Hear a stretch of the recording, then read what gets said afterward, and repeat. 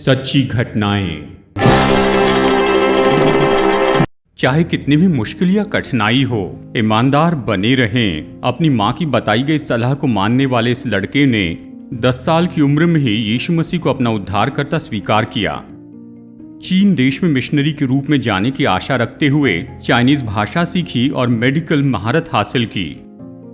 चीन में सुसमाचार प्रचार करते हुए इस जवान ने जाना कि अफ्रीका देश में बहुत बड़ी जरूरत है और उन्होंने कभी भी यीशु मसीह के नाम को नहीं सुना है। निकल पड़े इस नौजवान ने लगभग अफ्रीका के जंगल में 9000 मील की यात्रा की और वहां जाकर बहुत से पहाड़ी जनजातियों को इन्होंने सुसमाचार प्रचार करना शुरू किया। इन्होंने जंगल में यात्रा करके बहुत सी नदी और तालाब ढूंढ निकाले। विक्टोरिया वाटरफॉल्स की खोज करने वाले तो यही हैं। ये हैं डेविड लिविंगस्टन।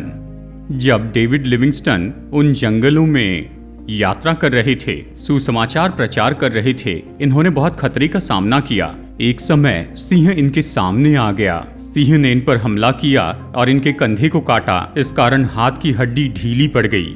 इतने खतरे के बावजूद भी ये आगे बढ़कर सुसमाचार प्रचार करते रहे। हालांकि वहां की वातावरण की परिस्थिति अच्छी नहीं थी, तो इन्होंने अपनी पत्नी को अपने देश में भेज दिया और 5 साल के बाद में उनसे मुलाकात की।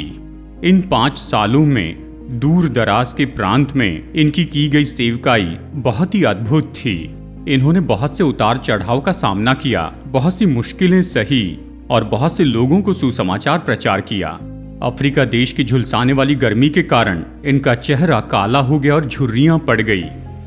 अफ्रीका के इन जंगलों में यात्रा करते समय पेड़ की एक डाली इनकी आंख में घुस गई और ये एक आंख से पूरी तरह अंधे हो गए और दूसरी आंख जख्मी हो गई। सिंह के हमले के कारण जो हड्डी थी वो टूट गई और जंगल में कोई भी मेडिकल सहायता उपलब्ध न होने के कारण इनका हाथ ऐसे ही लटका रहा। जब ये अपने घर में गए और दरवाजा खटखटाया तो इनकी पत्नी इन्हें पहचान नहीं पाई। इन्होंने बहुत से अफ्रीकी लोगों को मसीह यीशु के लिए जीता था। इन्होंने उन्हें गुलामी से छुटकारा भी दिया। काले महाद्वीप के नाम से जाने जाने वाले अफ्रीकी देशों में ये यीशु मसीह के सुसमाचार की ज्योति लेकर गए। आखिरकार डेविड लिविंगस्टन 60 साल की उम्र में जब ये अपने बेड के पास घुटने टेक कर प्रार्थना कर रहे थे, तभी प्रभु के पास चले गए। अफ्रीकी लोगों से बहुत प्रेम करने वाले डेविड लिविंगस्टन, उन्होंने अपना जीवन उन्हीं के मध्य में दिया। अफ्रीकी लोगों ने उनकी मृत्यु के बाद उन्हें मसीह का प्रेम बताने वाले डेविड लिविंगस्टन का हृदय निकालकर पासी में स्मरण स्मारक बनाया और बाकी डेविड लिविंगस्टन के शरीर को उन्होंने उनके देश में भेज दिया। ये प्रभु के कितने महान दास थे। आप भी अपना जीवन प्रभु के हाथों में सौंपिए और बहुतों के लिए आशीष हो जाएं।